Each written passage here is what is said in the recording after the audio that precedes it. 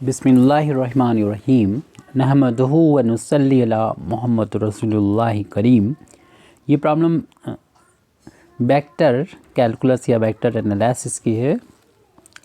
ये find the directional derivative for the function phi is equal to 3xy plus 4 times yz plus 6 times xyz at the point 1, 2, 3 in the direction denoted by the vector I plus 2j। सबसे पहले तो जिस direction में हमको directional derivative find करना है उस vector को हम मान लेते हैं a के इक्वल मान लेते हैं, जो कि I प्लस 2j हमको गिवन है।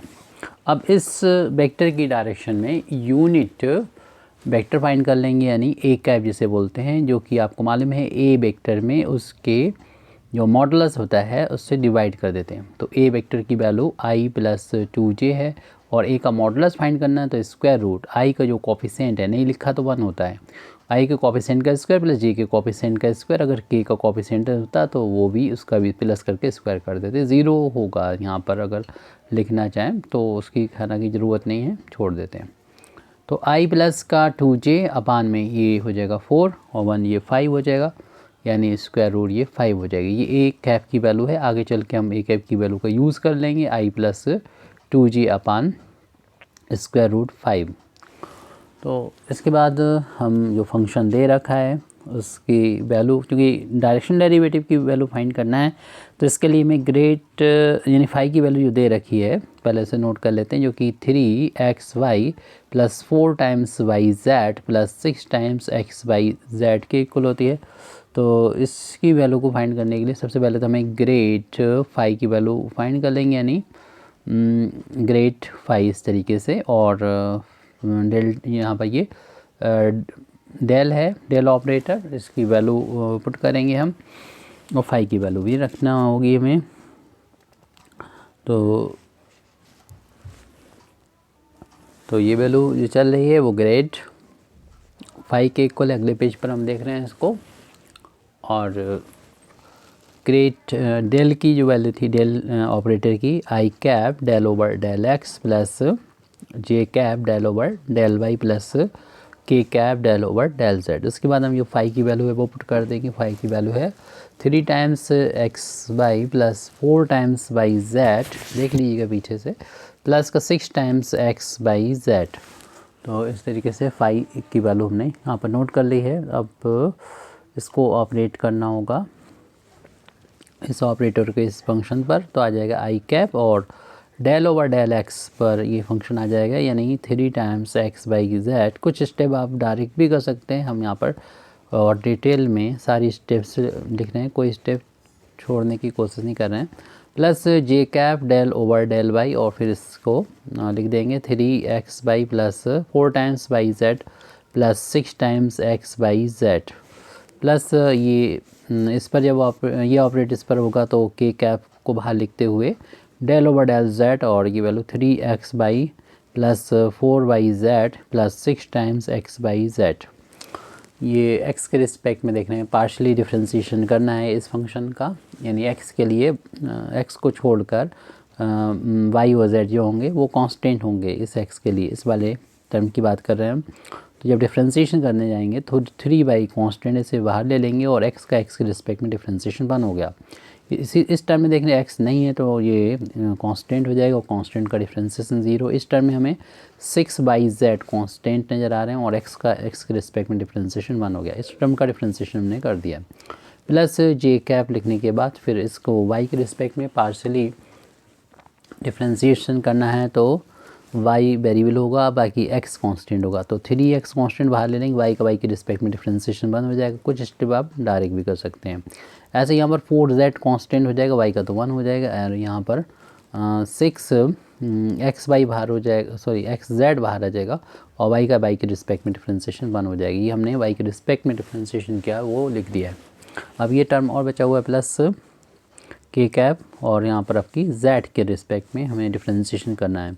इस टर्म में देख रहे हैं कि हमारा z नहीं है, यहाँ पर तीनों टर्म में y था, यहाँ पर z नहीं है, तो इस टर्म का डिफ्रेंसिएशन तो 0 हो गया। इस टर्म का डिफ्रेंसिएशन करने जा रहे हैं तो z के लिए y कांस्टेंट है, 4y बाहर ले लेंगे और z का z के रिस्पेक्ट में डिफ्रेंसिएशन 1। यहाँ पर देख रहे हैं कि z के लिए xy कांस्टेंट है, तो 6xy बाहर लेने पर z का डिफ्रेंसिएशन करना होगा मल्टीपल में, वो 1 के इक्वल आ गया। यानी ये जो वैल्यू हमें मिली है वो ग्रेड 5 की वैल्यू मिली है।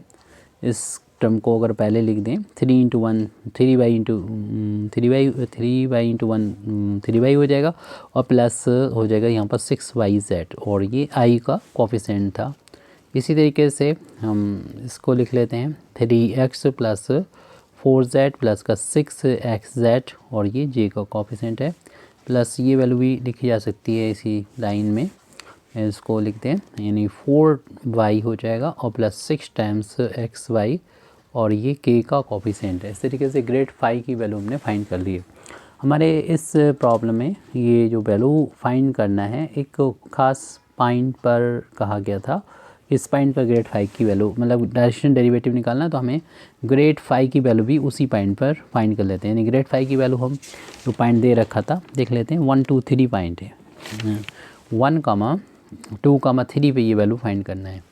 तो इस वैल्यू को में जहाँ पर भी x नज़र आएगा वहाँ पर 1 पुट कर देंगे, y की वैल्यू 2 और z की वैल्यू 3 रख देंगे। तो यहाँ पर वैल्यू पुट कर देते हैं, 3 इंटू वाई की जगह पर 2 रखना है, प्लस 6 इंटू वाई के यहाँ 2 और z की जगह पर 3 रखना है, कि ये आई कैप हो जाएगा। प्लस जैसे इस वाले टर्म में x की जगह पर हमें 1 रखना है और y की जगह पर 2 और z की जगह 3।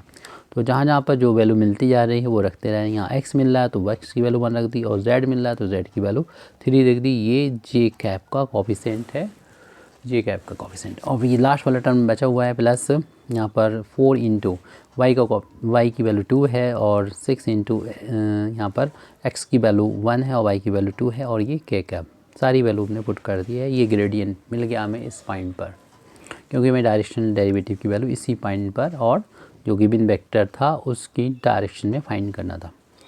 तो इसे सॉल्व करेंगे तो ये वैल्यू तो 6 हो जाएगी और प्लस ये वैल्यू हो जाएगी 36 हो जाएगी, इन तीनों का आपस में मल्टीप्लिकेशन करने पर, प्लस 3 प्लस ये वैल्यू हो जाएगी 12 और प्लस का ये हो जाएगा प्लस का 18 j कैप, प्लस ये 8 हो गया, प्लस का 6 ये 12 हो जाएगा और 6 2 जो 12 और ये k कैप, इनको भी ऐड कर लेंगे तो ये वैल्यू आ जाएगी 42 i कैप, प्लस का इनको भी ऐड कर लें, ये 33 आ जाएगा, 33 j कैप, इन तीनों को हमने ऐड किया है, प्लस इन दोनों को ऐड करेंगे ये 20 k कैप हो जाएगा। इस तरीके से ये ग्रेड 5 की वैल्यू मिली है इस पॉइंट पर।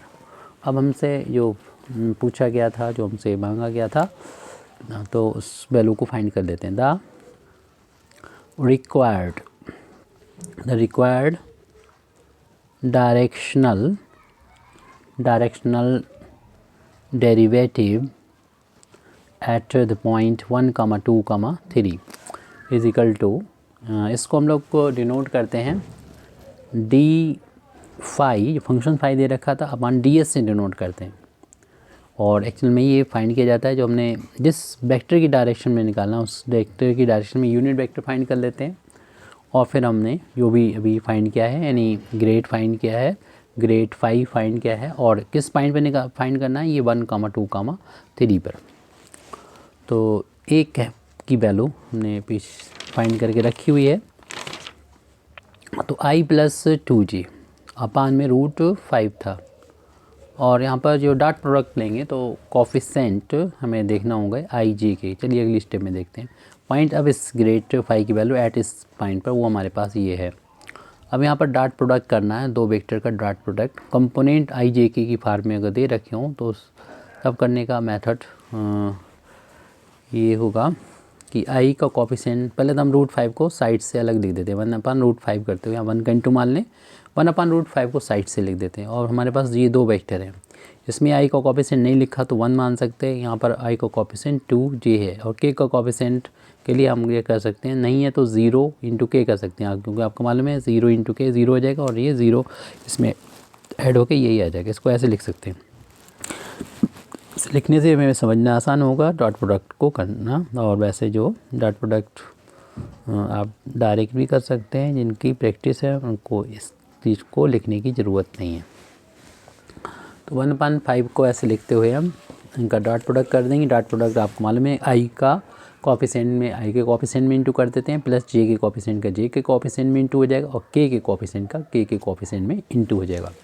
तो जो वैल्यू चल रही है, यानी जो रिक्वायर्ड वैल्यू चल रही है, यानी जो हमें डायरेक्शन डेरिवेटिव फाइंड करना था फंक्शन फाई का एट द पॉइंट 1,2,3 पर, वो उसकी वैल्यू आ गई 1/√5। तो चली रहा था पहले से, तो 1 का मल्टीप्लिकेशन यानी आई के कोफिशिएंट का आई के कोफिशिएंट में मल्टीप्लाई करना है, जे के कोफिशिएंट जो कि 2 है और दूसरे में जे के कोफिशिएंट 33 है वो लिख देंगे, और के का कोफिशिएंट पहले वाले में 0 और दूसरे वाले में 20, इनका इंटू कर देंगे और प्लस करके ये वैल्यू हमारी आ जाएगी जो देखने स्केलर फॉर्म में 1/√5। ये तो 1 का इंटू करेंगे 42 ही रहेगा, इनका इंटू करेंगे ये 66 हो जाएगा, और 0 ये आ गया और इनको ऐड कर लेंगे, और इनको ऐड करेंगे तो ये 8 हो जाएगा, और और इसी तरीके से इनको ऐड करेंगे 108 हो जाएगा √5। आप चाहें तो √5 का ऊपर नीचे इंटू कर दें, या फिर इतना ही आंसर दिया जा सकता है। Thank you very much Indeed for listening me. व आखिर दावाना अल्हम्दुलिल्लाहि रब्बिल आलमीन।